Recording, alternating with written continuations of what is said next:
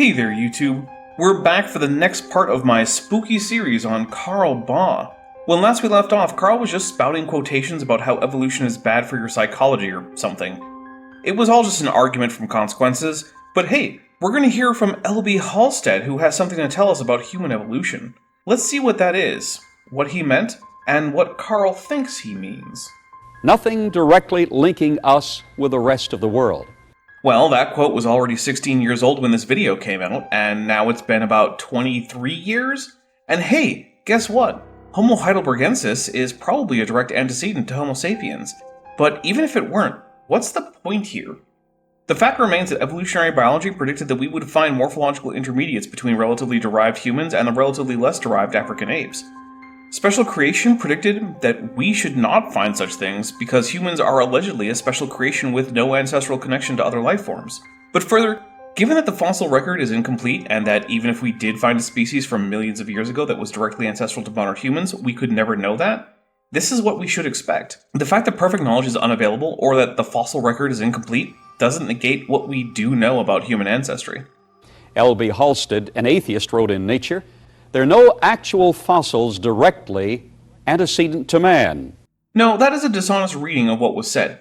Nothing directly antecedent in the fossil record. Human genetics directly links humans to other apes, whether it be in terms of chromosomal architecture, shared endogenous retroviral insertions, shared pseudogenes, shared orphan genes, etc. The fossil record indirectly links humans in ways that correspond well to the genetic links. Taken together, there is no reasonable conclusion to draw but that humans share ancestry with other apes. We've been taught academically that mutations have produced these ever-ascending spiral forms of life until finally, here we are.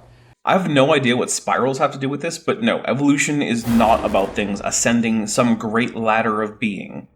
It's about organisms adapting to their environments with a background of change as a result of things like drift. The fact that humans like to rank things by how similar they are to humans is not something about evolution, it's something about humans. But it just won't work. Again, Stephen Jay Gould of Harvard University and American Museum of Natural History wrote, "A mutation doesn't produce major new raw material." Tell that to the bacteria in the Lenski long-term E. coli experiment, which managed to evolve an entirely new metabolic pathway through well-documented mutations. At least this was all done before Gould died, so he could actually object to creationists lying about his stance on various topics, and object he did. It doesn't make a new species by mutating that species.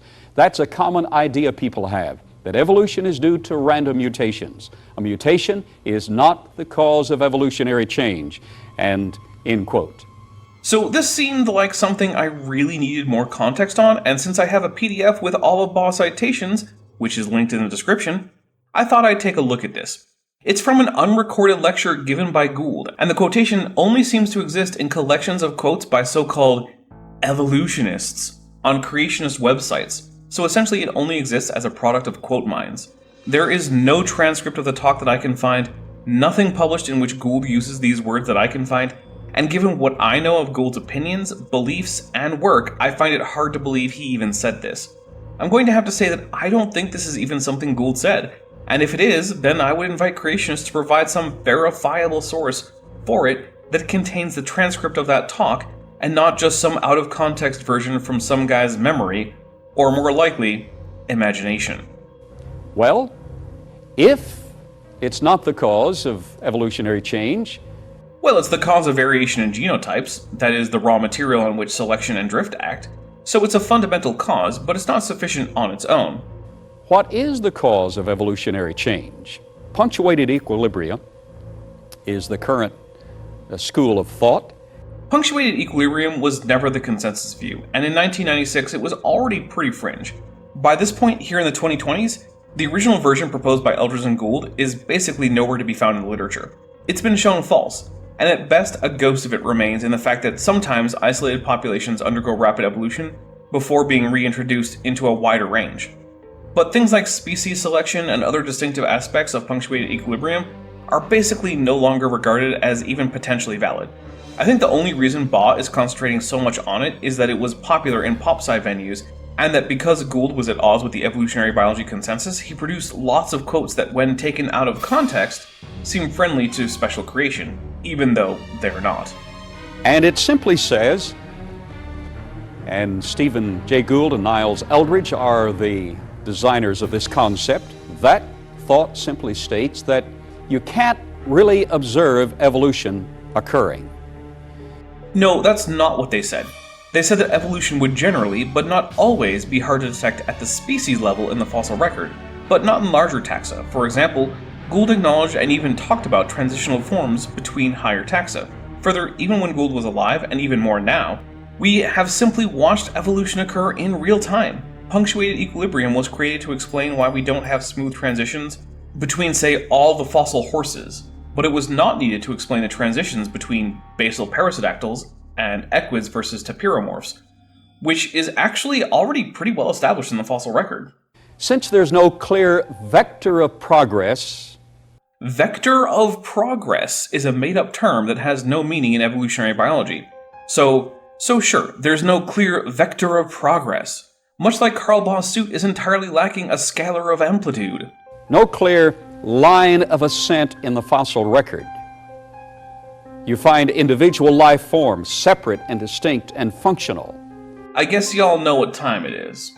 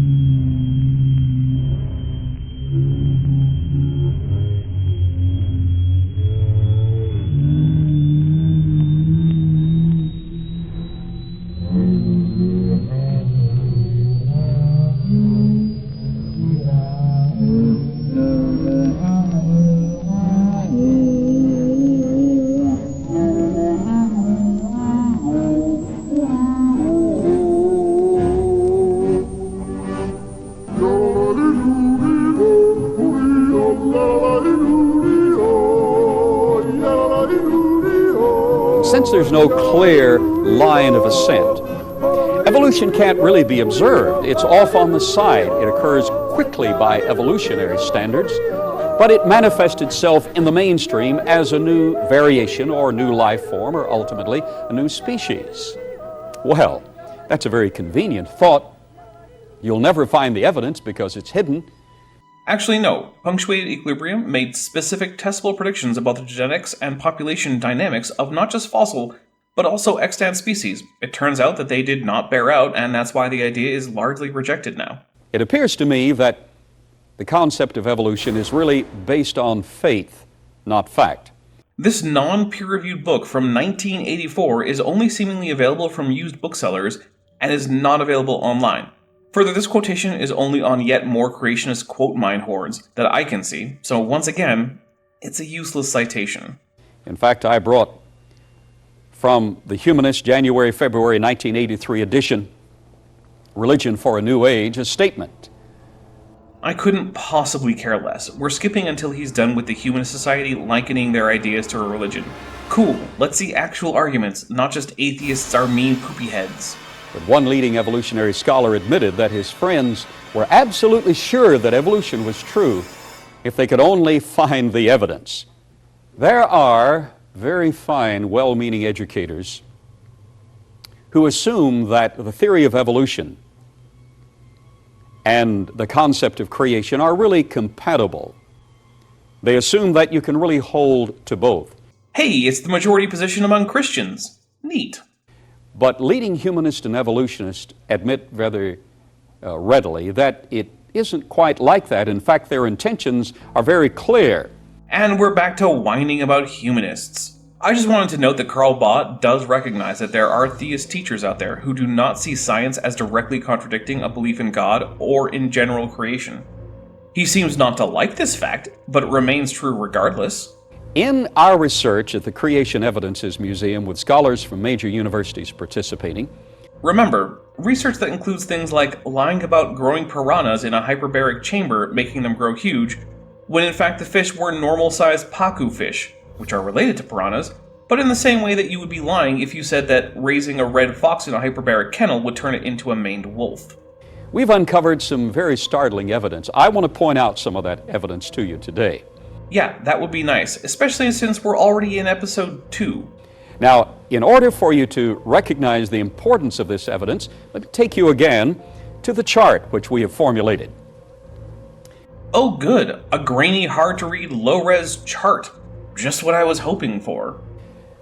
This chart expresses the concept of evolution as the evolutionists themselves desire it be expressed, beginning with the Big Bang.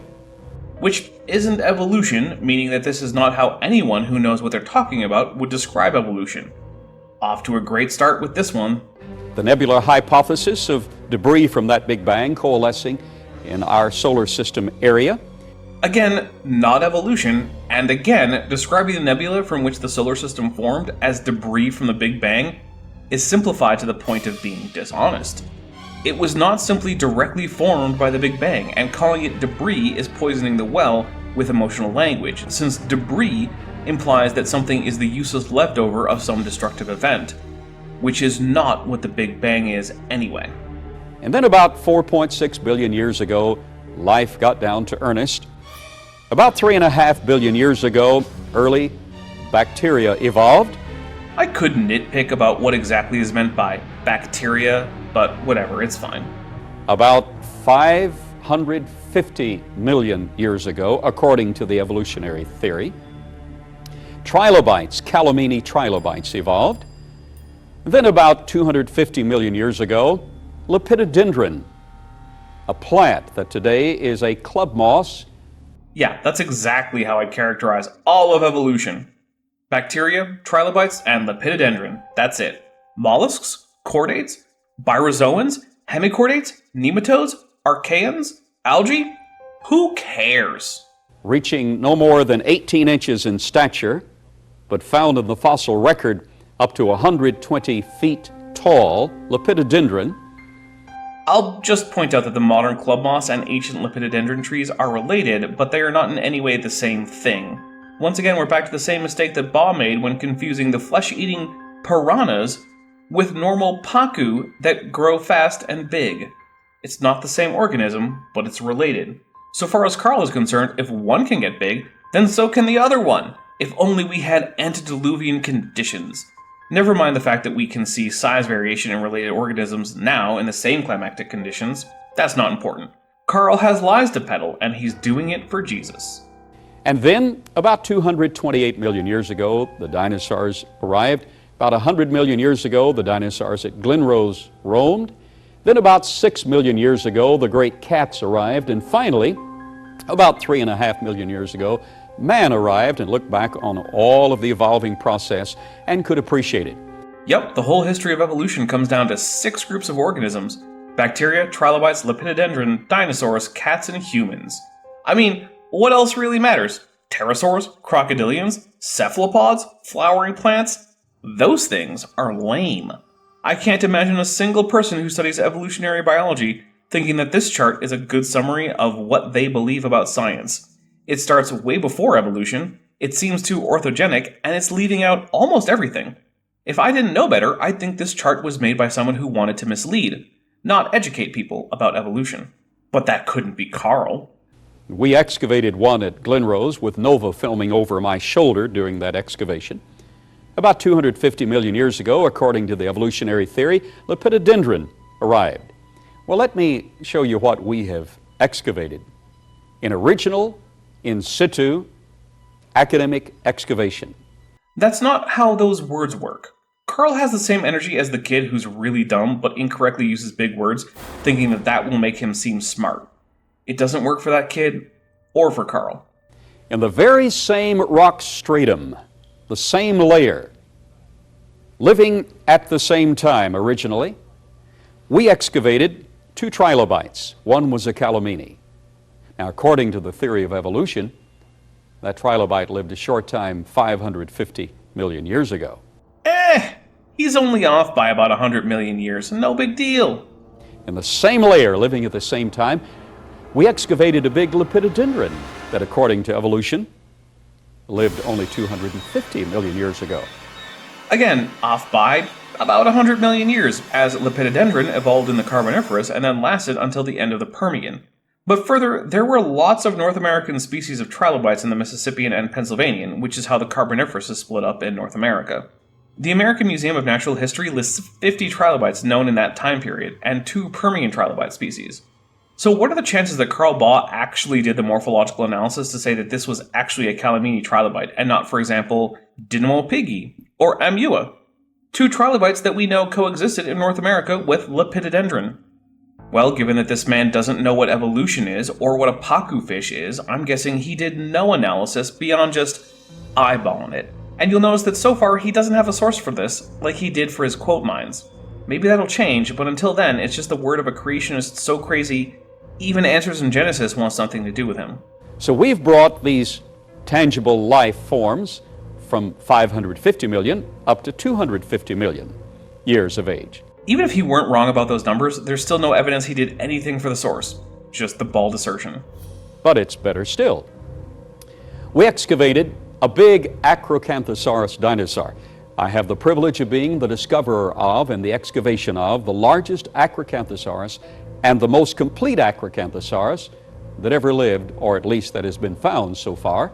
That's certainly a claim. Now the thing is, it does seem that Carl and some church friends did find an Acrocanthosaurus on the banks of the Paluxy River.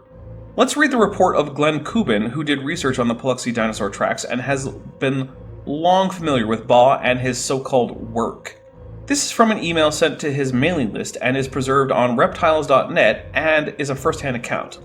Quote, getting to the Acrocanthosaurus claim, finally, yes, Baugh or some associates did in 1986 find an Acrocanthosaurus skeleton, or most of one, along the south bank of the Paluxy River, several miles west of Glen Rose. Had the excavation been handled properly, it would have been a very important find. It evidently was a fairly complete skeleton and was located close to the track layers. Also, few other Acrocanthosaurus skeletons are known.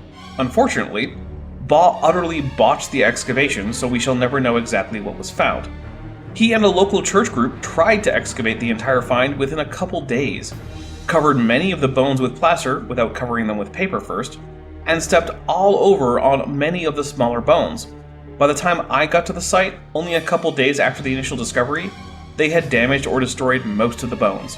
One large bone, partially embedded in marl and partially in a limestone layer, was the only recognizable bone left when I arrived. Baugh arrived carrying several gallons of hydrochloric acid, announcing that he was going to burn the bone out of the rock. I could not bear to stay and watch.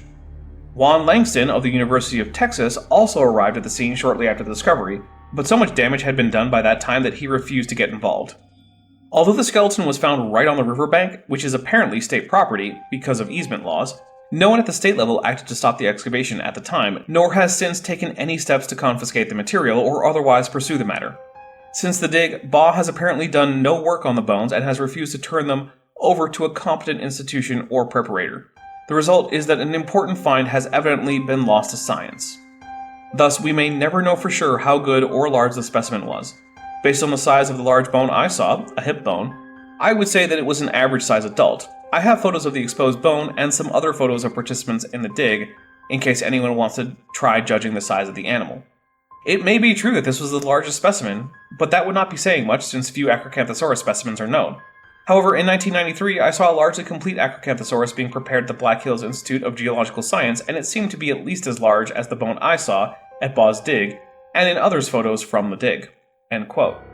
Note that there are indeed some typos and that I have preserved them. So yeah, this is not a story of Carl Baugh making a wonderful scientific discovery. This is a story of Carl Baugh utterly destroying a priceless fossil because of incompetence. Oh, and it was illegal to boot. He looked a lot like Tyrannosaurus Rex.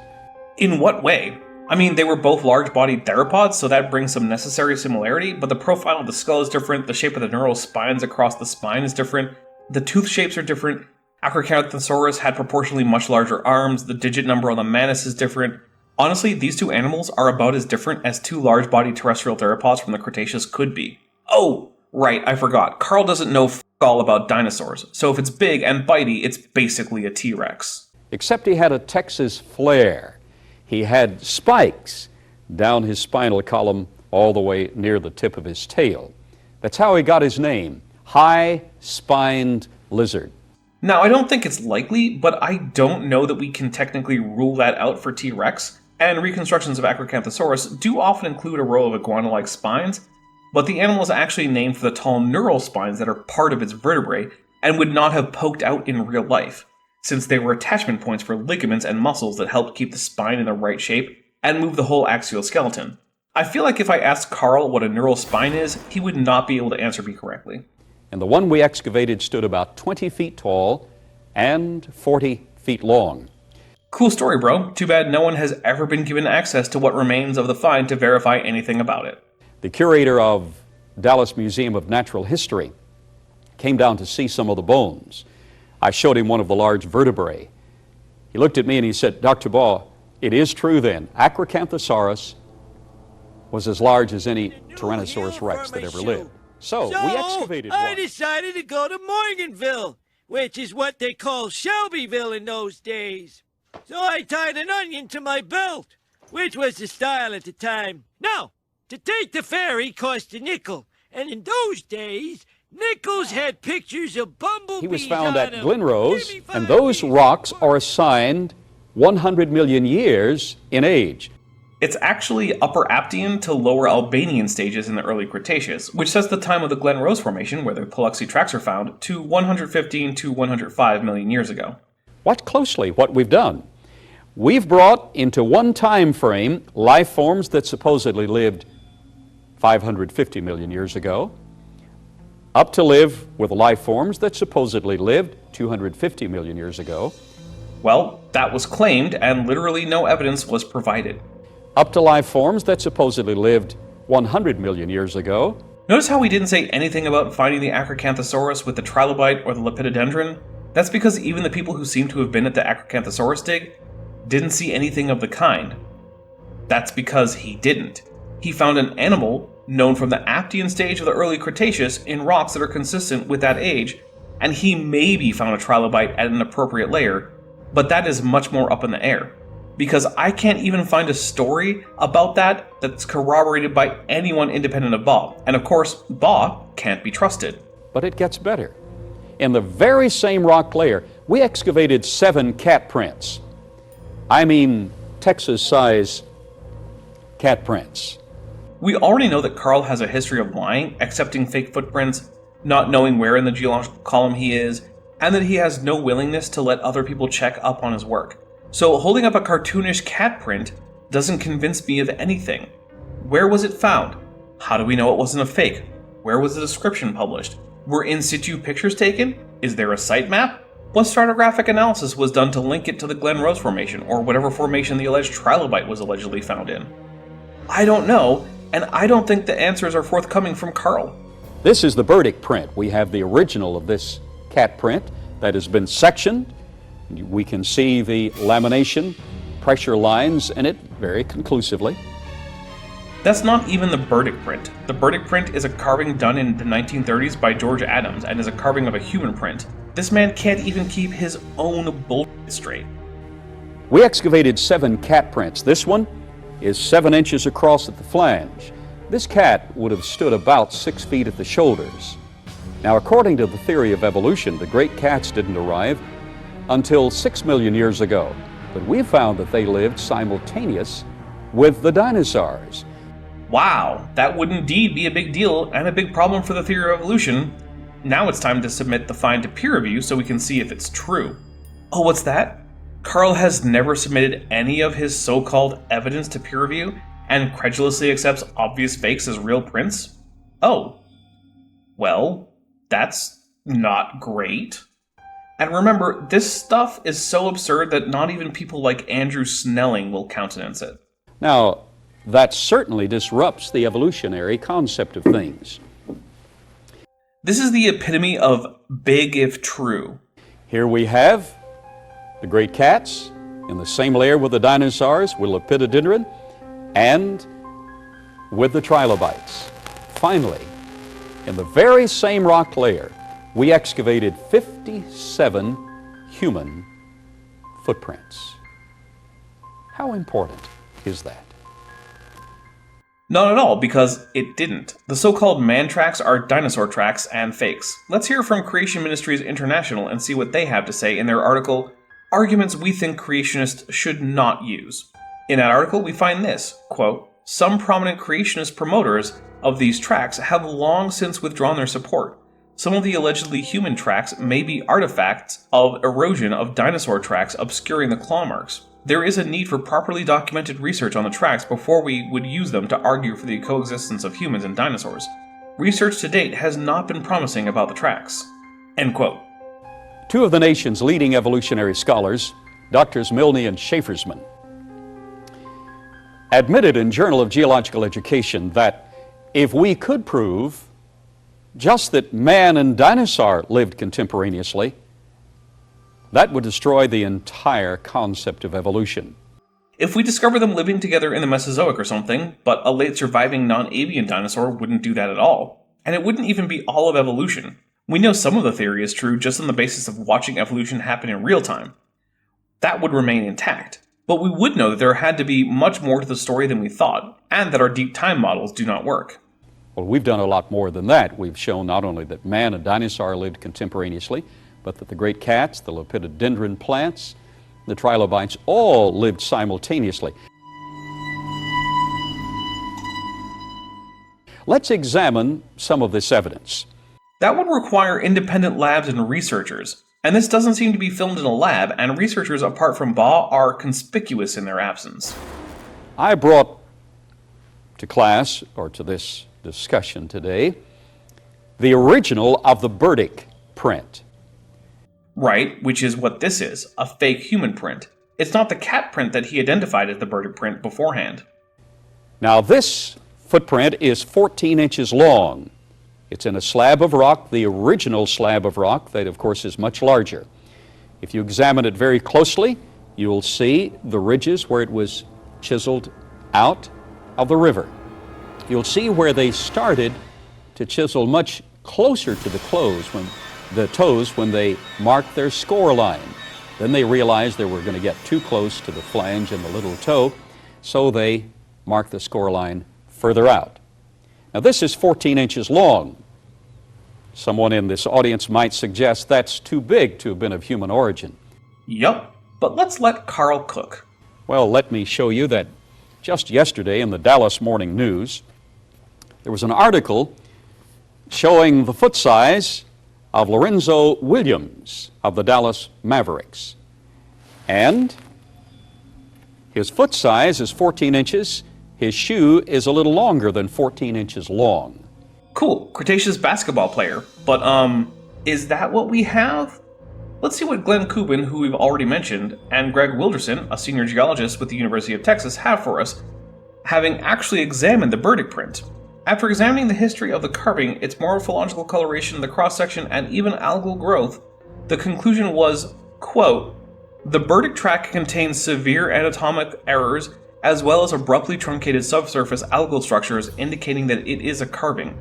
The carver probably took a piece of limestone from a local group and carved a print, or enhanced an existing vague depression, on what was originally the bottom of the rock. The knowledge that similar tracks were carved in Glen Rose and lack of in situ documentation for the track further undermine the claims that the track is genuine. Creationists would do well to abandon the Burdick track as anti-evolutionary evidence. That shows that man certainly has the capability of making a print that large. Cool, but it's still a fake. I personally knew Max Palmer. Max Palmer stood 8 feet. Yeah, we get it. Tall people exist. Who cares? Moving on. Is this a genuine footprint? No, and even other creationists know it. We sectioned it. You can see the areas where it was sectioned. A very fine university some years ago sectioned in this area alone across the flange, assuming that the depression lines would show there better.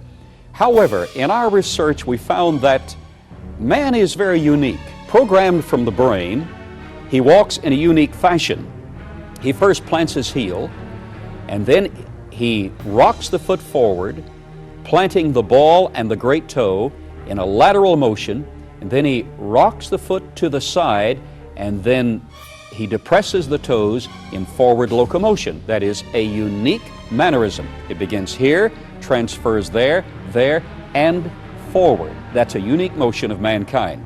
Therefore, this was a very long-winded and confusing way to describe how human footfalls work, but okay.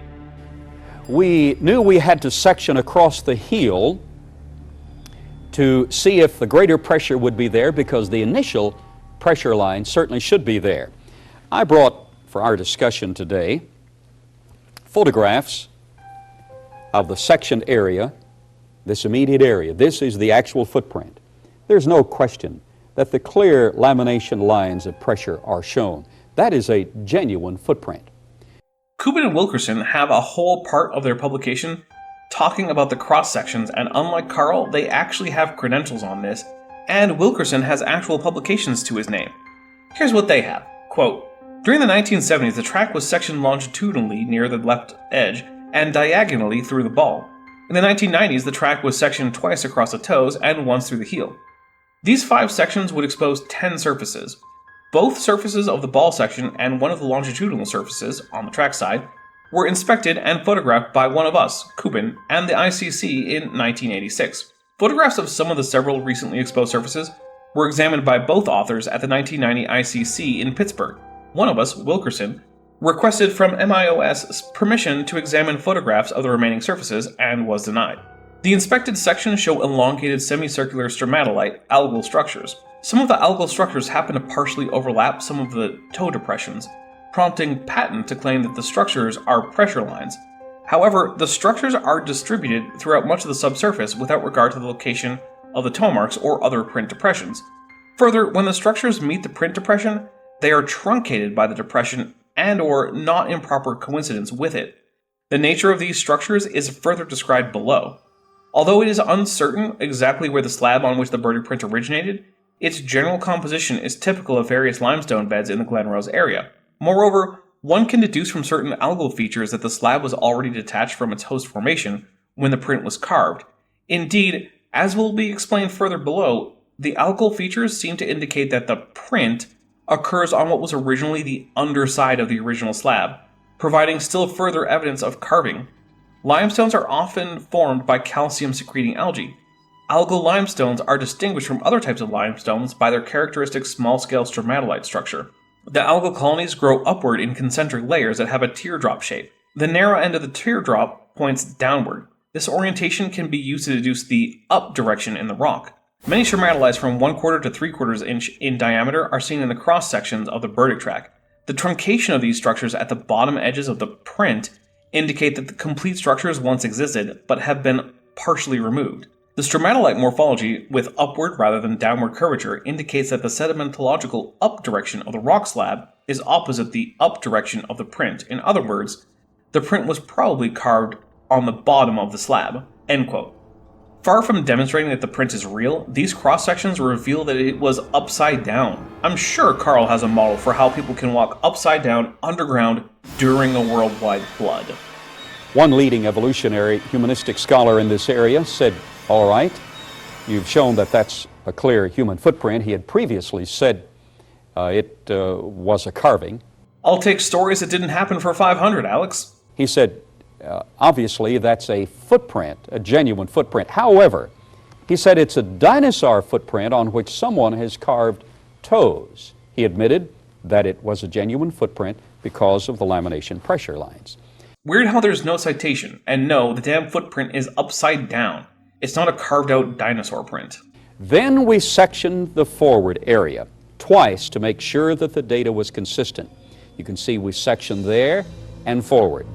In both lines, we found a very clear compression under the great toe.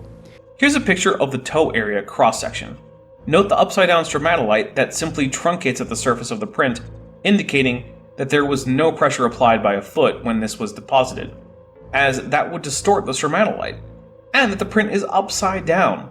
There are no evident pressure lines. Carl is either just colossally stupid or colossally dishonest, or both. We found a dispersion of pressure, which is common when crystalline material is compressed with another indenture. we found under each of the toes indication that pressure had been applied. Pro tip, pressure distorts structures in unlithified sediment. It does not truncate them. This is a genuine footprint. A claim actually disproven by Carl's own research. Do you understand the importance of this footprint? Yes, the importance is that people were hard up for cash during the Great Depression, and George Andrew knew that gullible people would buy fake prints, so he made a bunch from the Glen Rose limestone and sold them. I don't blame him. If we could prove that man and dinosaur lived contemporaneously, with no precursors leading up, no life forms graduating to man and dinosaur living either in the distant past or the recent past. Recent past wouldn't help the creationists. Nothing about evolution demands that certain organisms go extinct after some period of time. And of course, dinosaurs didn't go extinct. It would have the same devastating effect. For the ancient past part, then yes, that would be a pretty big blow to the theory of evolution as we currently understand it. Too bad the best evidence we saw so far is an upside-down fake footprint. But not only do we have human footprints, we excavated, by the way, 7 of this exact stature, 14 inches in length. The reason he's not showing them to you is that other than this and another fake, the Delk print, the other alleged man tracks are in fact gallimimed dinosaur tracks, and lack the obvious human-like features that the Delk and Burdick tracks badly imitate. This makes them far less convincing, and they are the tracks that Creation Ministries International were talking about when they mentioned dinosaur tracks with obscured claws because of erosion. We have some other things that I think you'd like to see. I brought with me today some treasures. I hope it's pirate treasure. First, the theory of evolution is taught consistently and academically around the world.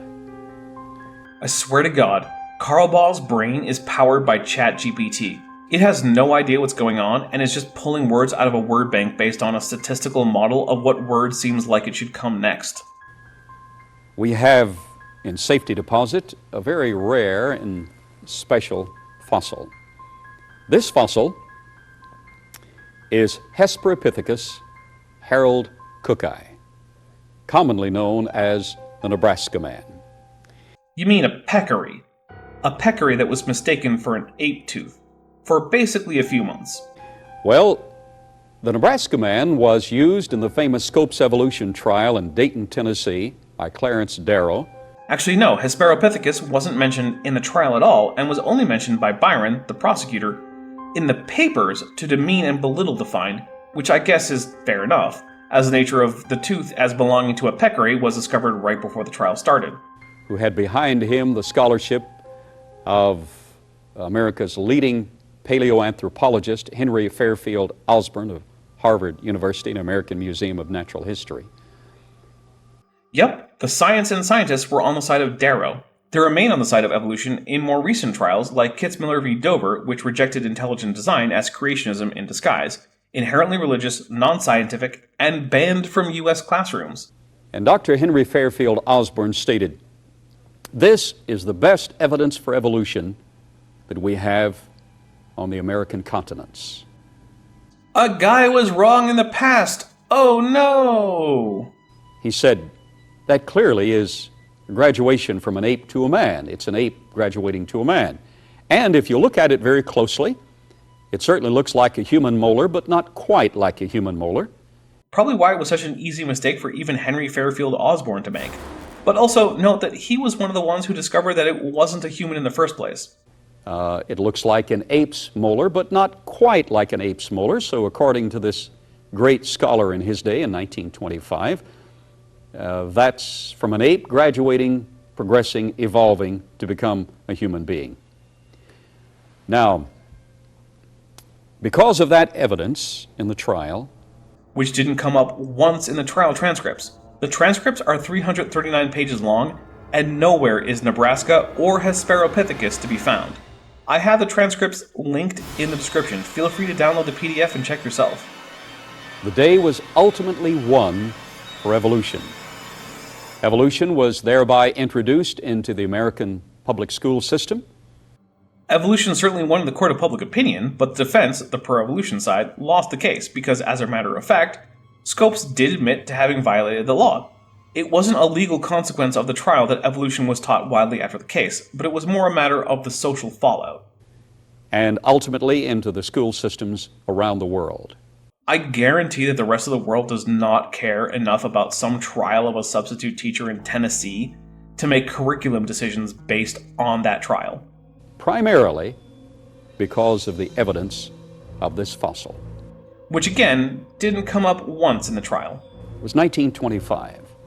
The original discovery had been made in 1923. In 1926, Harold Cook, the geologist who made the original discovery, went back to western Nebraska. This is incorrect and likely a lie to make the timeline for his narrative about the importance of Nebraska Man to the Scopes trial work. This actually occurred in the spring of 1925, which is why by the time of the later trial in 1925, Nebraska Man had already been discovered to be a peccary. Excavated in the same gravel pit and found the rest of the skeleton, the rest of the teeth. In fact, this is one of the other teeth. This is not the tooth used at the trial or referred to at the trial. There is no such tooth. But this is from the very same jaw of the tooth used at the trial. Harold Cook went back to Nebraska, excavated, found the rest of the skeleton, including the jaws and the teeth, with one missing. He had the one that missed, and it fit perfectly. Now, I wonder, did it turn out to be an ape, or a man, or an ape man? None of the above. It turned out to be a pig. No, it turned out to be a peccary. They're pigs in the same way that raccoons are bears, which is to say, they're not, although they are closely related. The admission was not made publicly until years later. And here's something fun. The source Carl uses for this contradicts him and says that it was Osborne and Albert Thomas who went excavating in 1926, not Harold Cook, who of course did follow up in 1925 before the trial, but it also describes the later 1925 excavation by Osborne and Thomas as starting in the summer, while the trial started July 21st, 1925, meaning that Osborne probably knew it wasn't an ape tooth by the time the trial started, which might explain why Hesperopithecus never came up in the trial. Finally, the admission was made that Hesperopithecus was found to be peccary. I guess he does know it's not a pig. By years, he means 17 months. That's when the paper he referenced was published, December 1927. Finally, the admission was made that Hesperopithecus was found to be peccary. The average individual would have no idea what peccary would mean. Carl lives in a place where peccaries are native. I do too.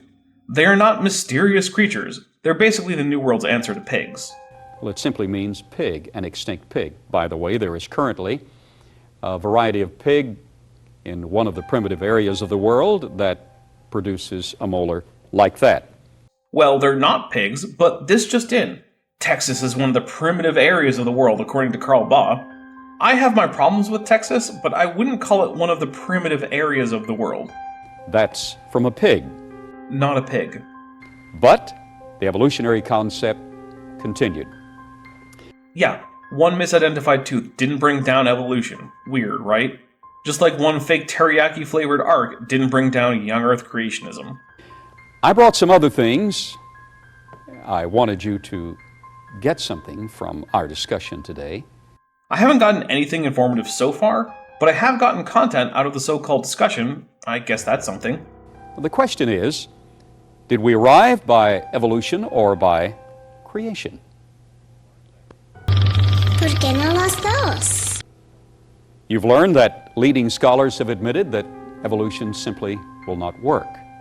No, Baugh misrepresented those experts and scholars.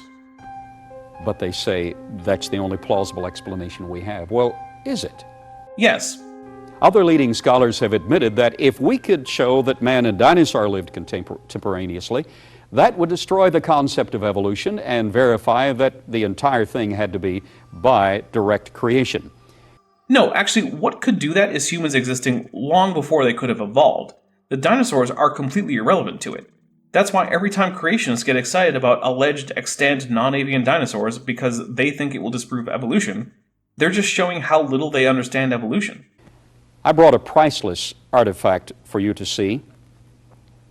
This was excavated near Glenrose in the very same layer with the dinosaur footprints in the Walnut Shale, which is adjacent to the Comanche, which is adjacent to the Glen Rose and Biloxi formations of limestone.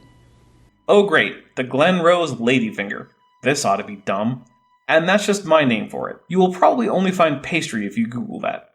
Also, interestingly, it seems Baugh might have actually stolen this particular bit of rock, so that's cool. I've had 20 different medical scholars analyze this fossil. It's priceless. First, bullshit. No, he hasn't. Second, there's no evidence it's even a fossil. Third, just because you stole it doesn't mean it's priceless. It's a fossilized human finger. That has a concave top surface, a nail that's the wrong size, and no internal parts that would indicate that it's a finger. Notice the fingernail, the cuticle, the taper. It's just an ovoid furrow around one end of the rock. There's nothing beyond the basic shape and pareidolia to indicate that it's a fingernail. Notice the medial joint. That's just a crack in the rock. We sectioned it and found inside the replaced bone, the replaced cartilaginous ligaments, and the replaced epidermis, the skin. None of that is evident on screen or on closer inspection. It's just got some concentric rings, meaning it's more likely a concretion than any kind of fossil. All perfectly preserved. Apparently that's creationist for not at all evident. I've had 20 different medical scholars analyze it. You wouldn't know them, because they go to a different school. All 20 have confirmed that it is a human digit. Weird how no citation is on screen for that one. You'd think that if you got 20 medical professionals to all sign off on this identification, they'd actually write that down somewhere where we could check who they are and what their reasoning is. From the medial joint forward, some have expertise to state that it is the fourth finger in the left hand of a girl. That CT scan image doesn't show joints or bones. This just isn't a finger. How do we know it came from a girl? We don't because it didn't. It's just a bit of rock that was never a human finger. There are two ways we can determine that. First, because of the taper.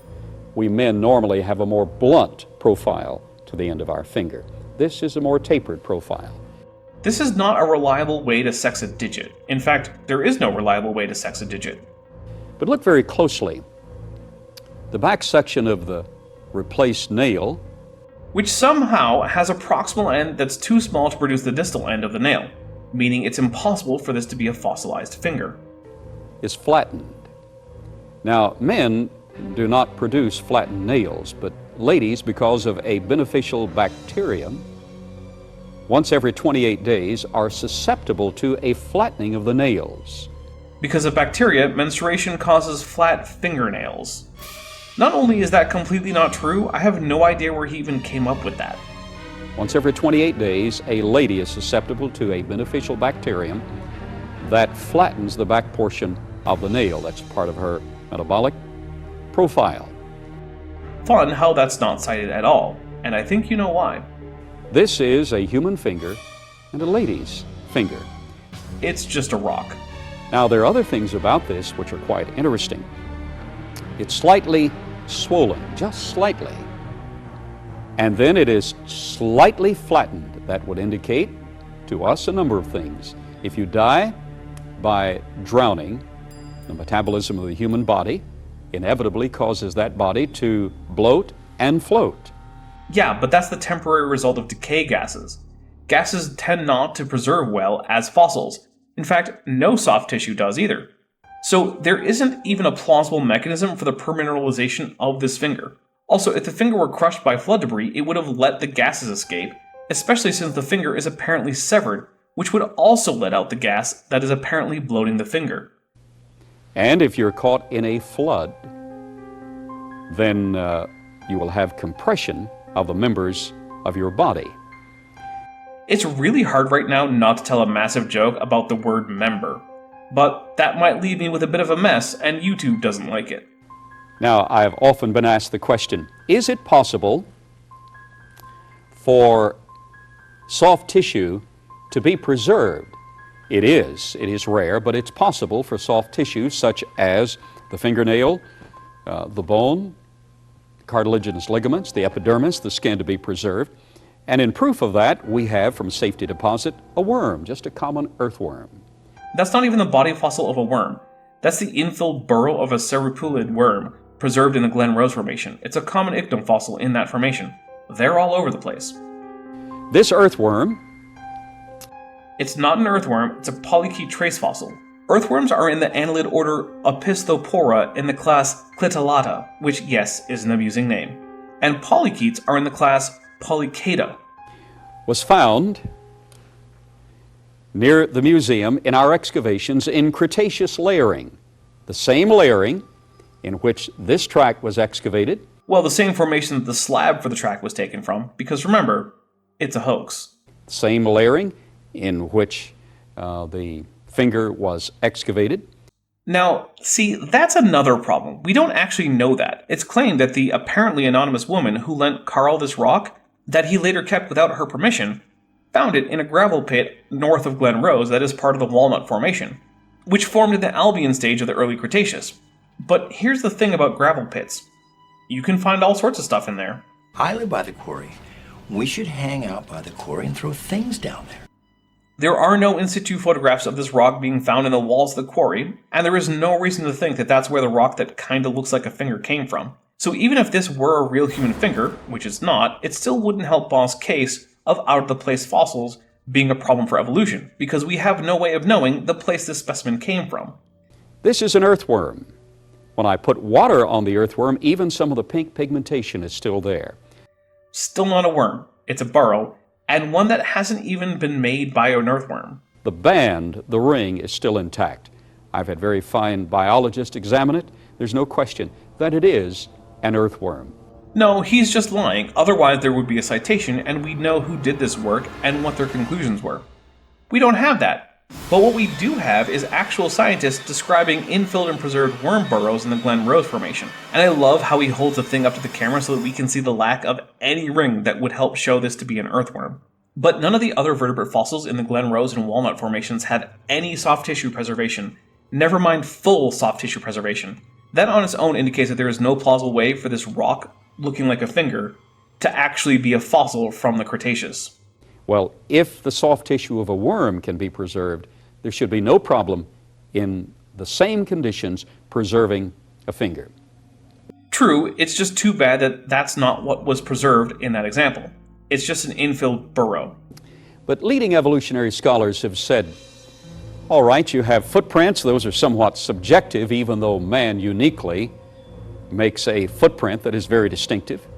No scientist has admitted that these are even plausibly human footprints, including pretty much every other creationist who isn't Kent Hovind. What I believe is dumb. You have a human finger, but... Which again, no, he doesn't. I mean, that would be another option for showing humans at a time incompatible with evolutionary biology's conclusions about human evolution. But we're going to cover that next time. If you enjoyed the video, hit like and tell me in the comments. If you didn't, feel free to hit dislike and tell me what the problem was in the comments. Either way, please remember to subscribe and hit that bell icon so you're always notified when I have more content. I'm the Dapper Dinosaur. Hey, before you leave, I just want to take a second to thank my patrons and channel members, especially those pledging $20 or above. Ben Tovind, Whispers, Denny5252, Elron Teller, Phil Rivara, Ian Chen, Kelvin Brostick Van Manen, Landon Knoll, Mabdy Babdy, Monkey They Them, Sphincter of Doom, Strawberry Vein, Star Runner, and Dr. Tapioca Weasel. It's because of my channel members and patrons whom you're seeing on screen that this channel can stay afloat. Without you, it would all shut down.